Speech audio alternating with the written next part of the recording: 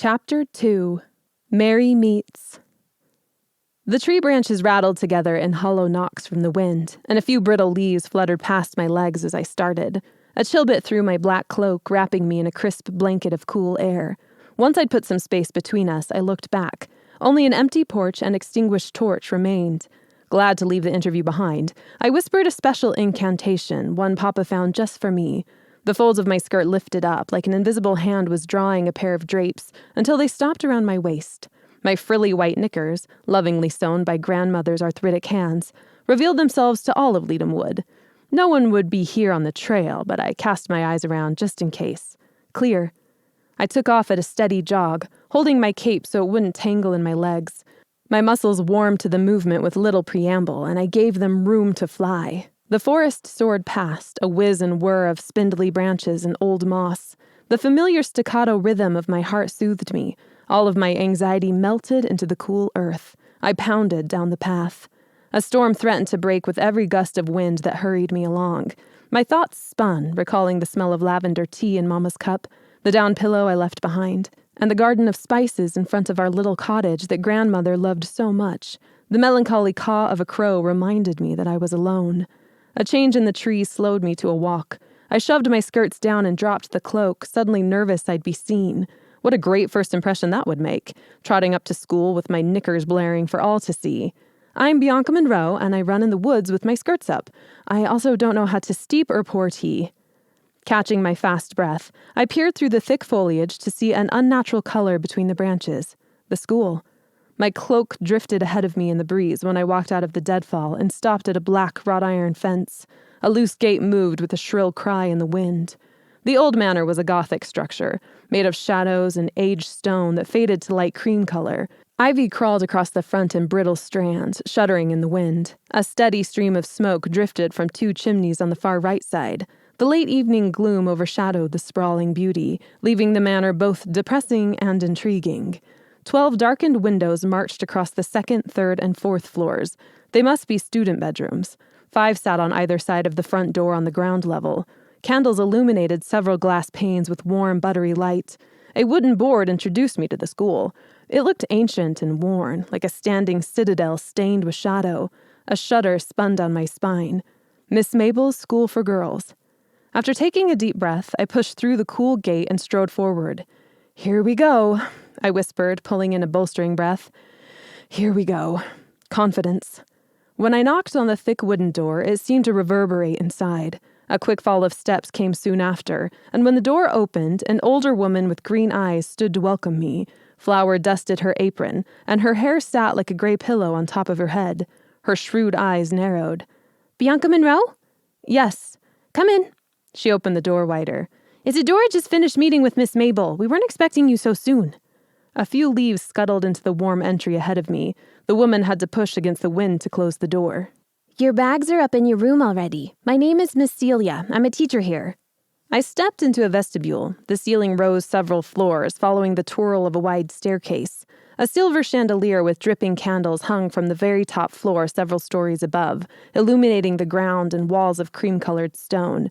A crimson rug climbed along each stair, accenting the carved ivy leaves twisting through the railing. Skinny candles flickered from iron wall sconces and cast dancing shadows on the grainy wooden floor. It was warm, at least, if not a bit old. Wait here. She disappeared down a hallway at the end of the entry, leaving me to feel small in the dominating presence of the room. When I turned my focus to listening, the distant clang and clatter of pots came to my ears first. A buttery smell filled the air, making my stomach growl. This is Camille. She's a first year like you. Camille, show Bianca up to her room, please. Miss Celia reappeared with a girl my age in tow. She had curly blonde hair held away from her face by a white headband. I assumed that the navy blue dress over a long white shirt fitting down to her wrists was the school uniform, as a few other girls walked by in similar blue dresses. A kind smile lit her face. Merry meet, Bianca. Miss Celia ushered us up the staircase with a frantic wave of her hands. Go on, she exclaimed. It's just about time to eat. Heaven knows I don't have time for interruptions. Camille beckoned me to follow her as she started up the stairs, leaving me to trail behind. Miss Celia's tirade faded into the background. Don't mind Miss Celia, Camille said with a roll of her hazel eyes. She gets really stressed at mealtimes. She runs the kitchen and has for years. Her cinnamon buns are legendary, and so is her bread. Trust me. Oh, that's good to know. Did you just get here? She asked, as if my clothes and lack of know-how weren't any indication. Yes. You must be cold then. We'll get you by the fire in the dining room soon. Miss Celia's prepped a feast tonight that will warm you up faster than anything. It's the feast of the competition. We approached the second floor. The stairway continued up, but the landing opened to a dark corridor filled with doors and a tarnished wood floor. A warm fire blazed at the end of the hall, where girls in similar blue dresses moved around. This is the third-year corridor. Don't go in there, Camille said, pulling me back when I stepped across the doorway. They get really picky about first-years in their area, especially Priscilla. She lowered her tone and spoke behind her hand. She gets really upset. Her dad is rich, so she gets away with it. Camille grabbed my arm and spun me back toward the stairs. Our shoes clacked on the floor as we climbed. The second years are okay, but most of them spend time trying to get the attention of the third years. They usually ignore us. We passed the second-year floor. Their common room sat right off the stairwell, filled with long tables, plush cushions on the high-back chairs, and a wall of landscape portraits clearly done by students still struggling to find their talent. A burly second year sent us a warning glare when we peered in. Second years, Camille said, then stuck her tongue out at the girl near the door and quickly ushered me toward the stairs again. Where are the classrooms? I asked, studying a carved floral design on the stair banister. It looked like the ropes of ledum ivy that hung in the forest in the summertime. On the first floor, so are the dining room and the library. The teachers live in cottages just outside the yard. Here it is, Camille announced, spreading her arms out. The first-year floor. My first impression told me it wasn't anything to get excited about. We had to walk down a chilly corridor to reach the empty first-year common area. Although a fire burned in the grate, I saw no one enjoying the sweet warmth. I moved closer to it, grateful to feel my fingers thaw. Camille kicked aside a few wrinkled scrolls and plopped onto a straight-backed firm sofa. It looked as comfortable as a pair of shoes that pinched. I think you'll like it. Her face turned down as she leaned forward, propping her head on her palm.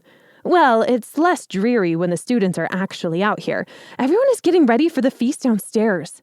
It seems really nice, I said, lying through my teeth. The stone walls were cracked and stained with dust. Floorboards stuck up at random intervals. Black, perhaps from years of soot, edged the walls. Homework tables occupied most of the free space, lined by benches instead of chairs. Books cluttered the shelves in obvious disarray. Camille snorted. Nice, sure. Not compared to the second years. The third years have the best of everything. Follow me. She bid me to follow her down another hallway with a wave of her arm. I obeyed, pausing to gaze at a portrait of a woman with black hair and solemn eyes. A previous high witch, no doubt. Your room will be right next to mine, she said. Lita and I came a little late, too. We just got here a week ago, so I know how it feels to be in your shoes. Don't worry, it's not so bad here. Her hair bounced to a stop. She opened a door to reveal a tiny square of a room with bare wooden walls and a handful of built-in shelves. A scarlet blanket covered the narrow bed, and a desk sat below the window. Age cracks snaked through the window panes, allowing a whistle when a gust of wind hit the house. The slow plod of a new rainstorm hit the glass with a soothing, gentle hiss. Looks like your stuff came already. Camille nudged my trunk with her toe. That's lucky. One of the second years is still waiting for her stuff to come. I think her parents sent it with a bad spell. I don't think they'll ever find it. A candle flame came to life as I stepped in. The shadows loomed like creatures dancing on the wall, making the room feel even more dismal and grim. I longed for the comfort of home, of familiarity. Confidence in all things, I reminded myself. When did school start? I asked, hoping to distract my rising unease. Surely I'd lost my mind coming to Miss Mabel School for Girls. 2 weeks ago. Camille sat on the end of my bed and let her legs swing. But you haven't missed much. Lita can help you catch up. She's the smartest first year because she likes to study, but she doesn't really like people. You'll meet her at dinner. She sounds delightful, I wanted to mutter, but bit my tongue. Despite what she said, the warmth in Camille's tone told me Lita was a friend of hers. A tinkling chime came from downstairs, so faint I thought I'd imagined it. Camille jumped to her feet. That's dinner! We better get going! Miss Scarlet takes roll and she doesn't like it when anyone is late. Just follow me, Camille whispered. We stood outside the dining room, peering in. 6 long wooden tables with benches filled the open area. A fireplace big enough to stand in warmed the room with crackling flames. Every spot at the tables was full, except for one in the back next to a girl with white blonde hair who appeared to be buried in a book. Are we going to get in trouble? No, but I hate it when Miss Scarlet singles me out. She's terrifying. Camille started into the room along the back wall at a cautious creep, and I followed close behind. The moment I stepped into the room, every eye fell on me like metal to a magnet. Fantastic. An entrance. Care to explain why you're late, Miss Duncan? A booming voice came from the front of the room. Camille halted with a wince. Yes, Miss Scarlet. Miss Celia asked me to show Bianca to her room before dinner. Camille stood at my side instead of retreating to her seat. I felt a moment of gratitude that she didn't leave me standing in front of the school alone. You must be Bianca Monroe, Miss Scarlet said, turning toward me. I just heard of your coming. You're a bit earlier than expected. Yes, Miss Scarlet. I straightened and looked right at her in the hopes of feeling more sanguine than I felt. I arrived early because I lifted my skirts and ran here, I thought. Hope that qualifies me to fit in. If not, let me impress you with my secret talent at brewing the perfect tea. Miss Scarlet stood in front of the fire at the top of the room. Her tall, broad shoulders, backlit by the flames, made her seem like a tree rising from the ground. Her reddish-brown hair shone, pulled away from her face in a tight bun. Red bracelets dangled from her right wrist and sang when they touched. I couldn't decipher whether she was friend or foe. She studied me with narrowed eyes. Welcome to Miss Mabel's School for Girls. When the silence stretched a beat too long, she broke it, gesturing to the other side of the room with a hand. Miss Bernadette will be your advisor. A slender woman in the corner stepped forward with a warm smile. Her short-cropped hair framed a lovely, heart-shaped face. Merry meet, Bianca, she called in a voice that sounded like wind chimes. It's always good to have a new student. A rush of relief flooded me. She seemed very kind. I smiled and nodded in return. Merry meet, Miss Bernadette.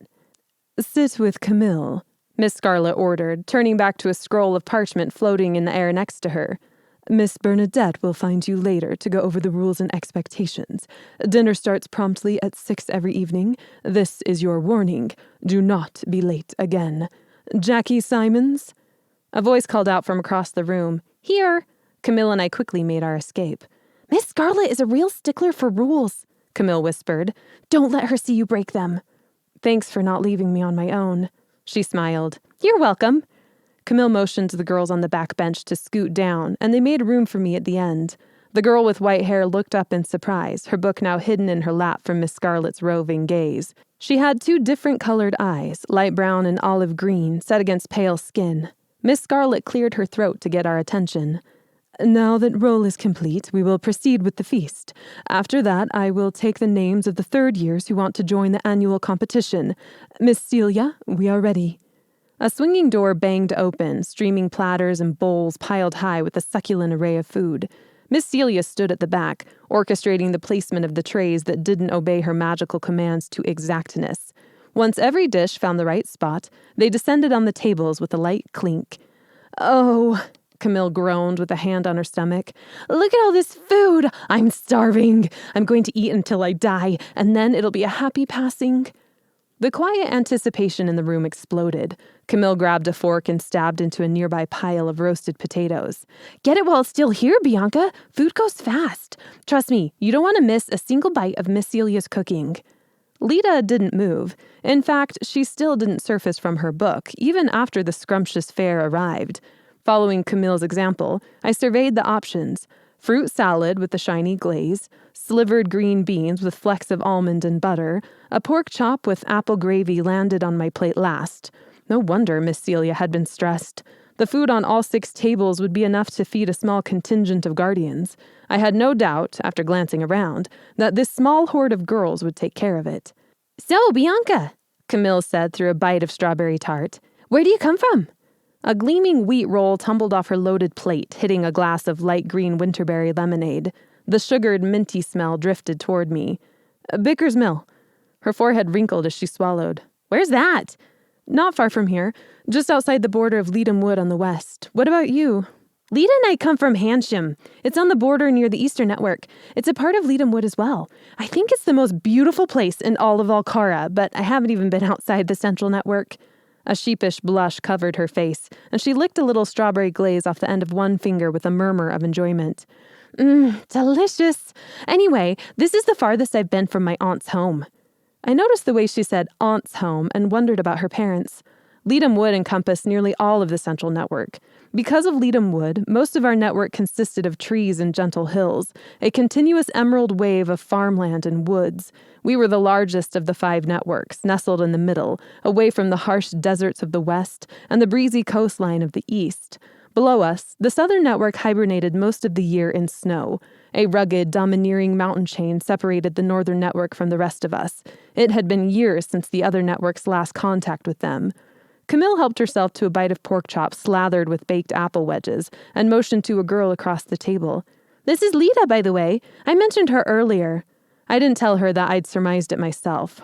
Lita acted as if she hadn't heard and kept her face in the book in front of her. Camille dished food onto Lita's plate, most of which consisted of vegetables and fruit. No meat. The scrumptious fare went unnoticed. "Nice to meet you too, I'm sure," I muttered, and bit into a crusty piece of brown bread smeared with tart raspberry preserves, my jumpy nerves almost forgotten under the tantalizing fragrance of the feast. The yeasty, warm smell of Miss Celia's fresh bread proved her talent at once. Camille hadn't been exaggerating.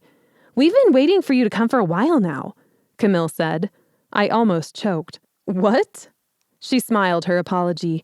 "I just meant that we didn't have a full first-year class, so we knew that one more girl would arrive soon. Miss Bernadette said Isadora has been looking." Camille turned to fight another girl for the butter plate before I could respond. Lita shifted, snatched a strawberry off her plate without moving her eyes from the text, and popped it into her mouth. I studied the spine of her book, High Priests of the Southern Network. As if she felt my gaze, Lita slowly pulled the book down and peered over it, one eyebrow quirked high. "How is it?" I asked, pointing to the book as if I hadn't just been caught and didn't feel stupid. Perhaps we had a mutual love of history.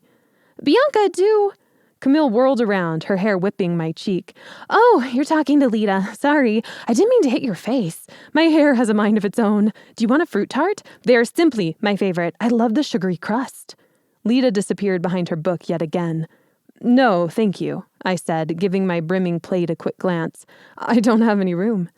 Camille leaned toward a first year with large eyes and even larger glasses, asking her the same question.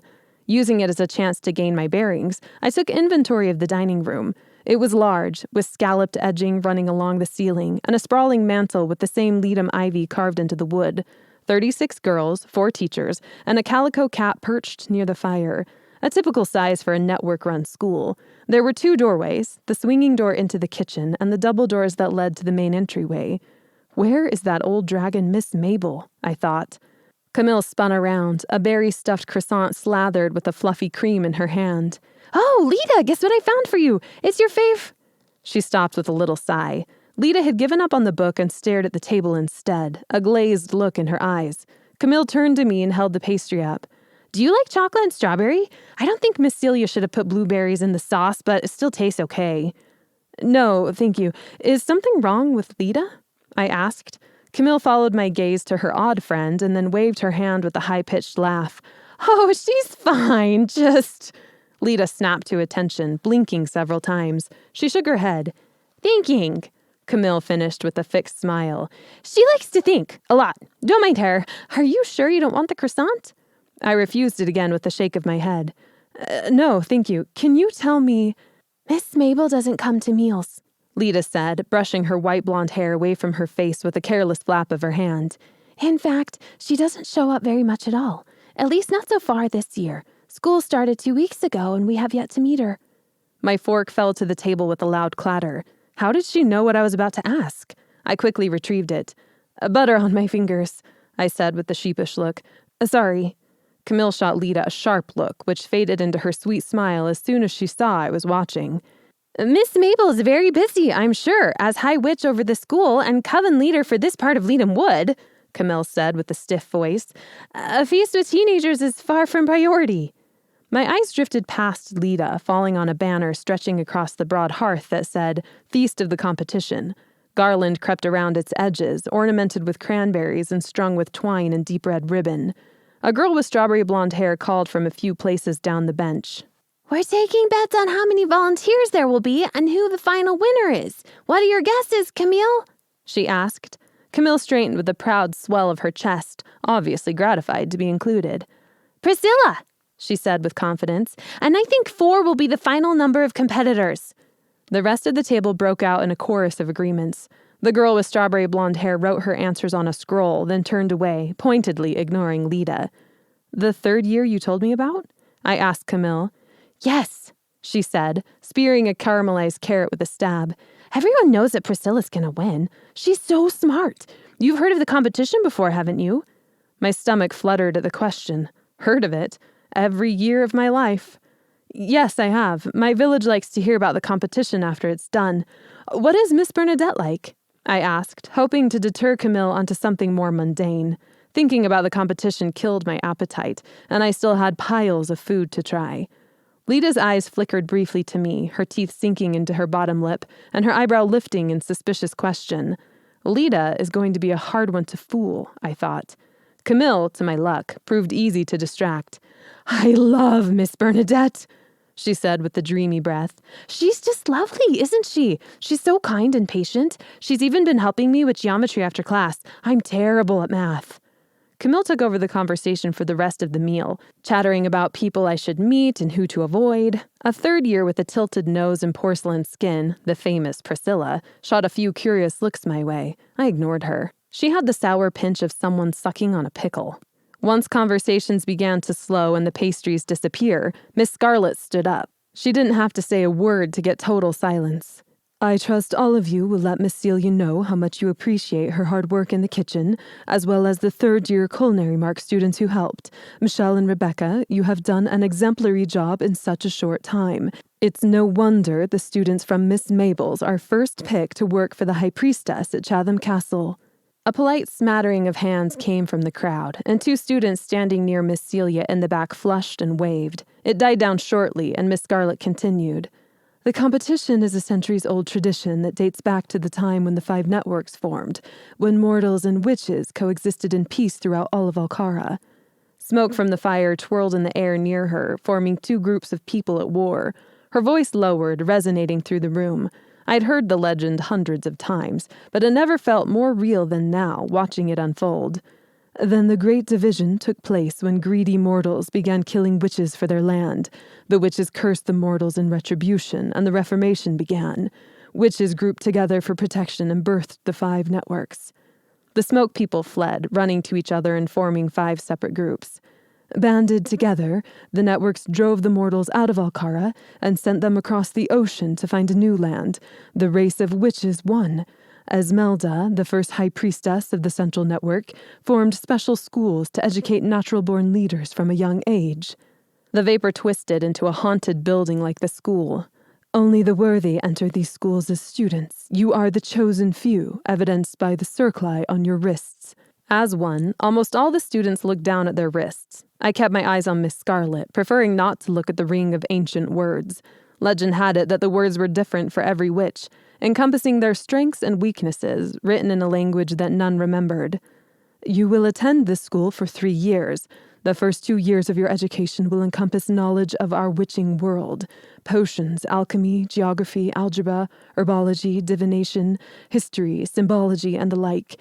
But the 3rd year, the final year, you'll work for the 3 marks that will determine your place in the network." The smoke building drifted apart, forming a wide circle in the air, shimmering from the embers of the fire. Symbols appeared. Triangles, circles, interlocked lines. There were too many to see them all. "The 3 marks you earn will appear in your circlets. It's a sign of education, of pride that will never leave." Miss Scarlet elevated her chin.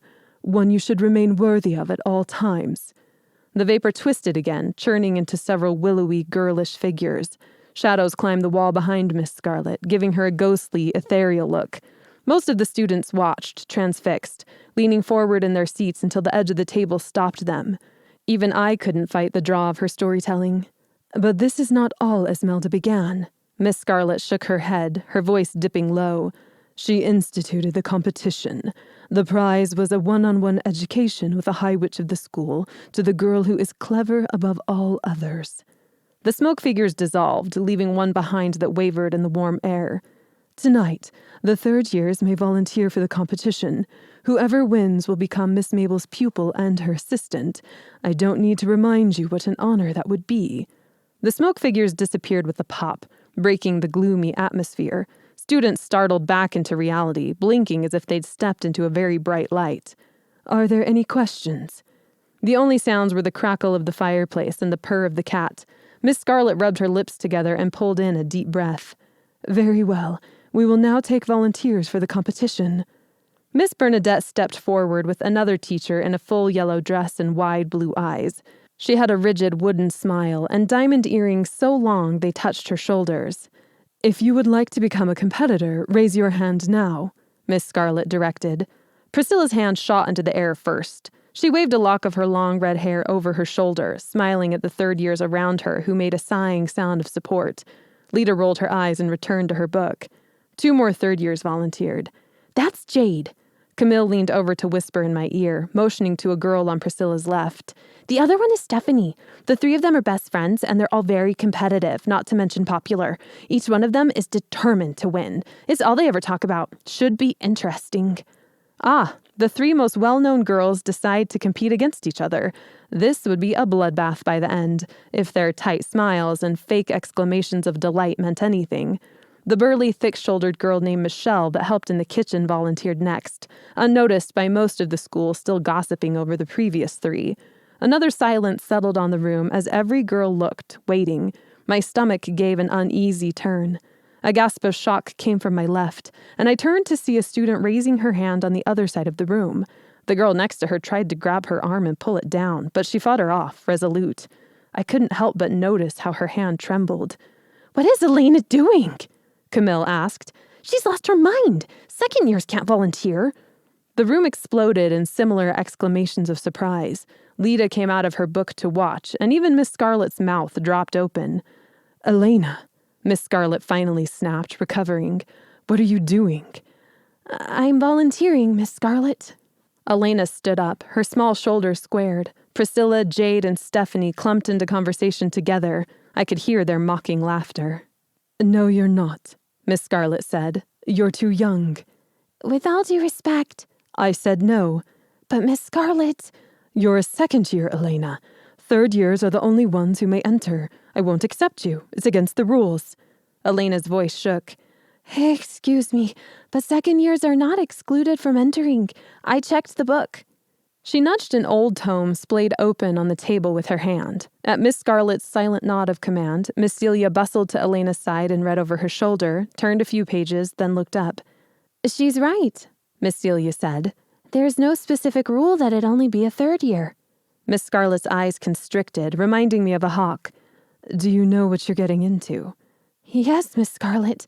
I attended school here last year. I spoke to the competitors then. I've prepared myself all summer." An unreleased denial lingered in Miss Scarlet's voice. "You really want to do this?" Elena didn't falter. "Yes." The room seemed to hold its collective breath, waiting for Miss Scarlet to grant or deny permission. My heart pounded beneath my ribcage on Elena's behalf. "Very well," Miss Scarlet said with a tone that clearly said she washed her hands of the consequences. "Enter at your own risk, but know that I don't like it. Miss Mabel will not change the challenges to make them safe for a second year." Miss Bernadette hesitated, her hand lingering over the parchment. Miss Scarlet nodded to her, and Miss Bernadette slowly started to write, casting a worried glance back to Elena. Elena lowered herself to her seat and placed her hand on her stomach, her face ashen. "Anyone else?" Miss Scarlet looked over the third years. My father's voice returned with a less than reassuring reminder as to why I was really here. "Mabel does no favors. Be careful, Bea." With a deep breath, I raised my hand.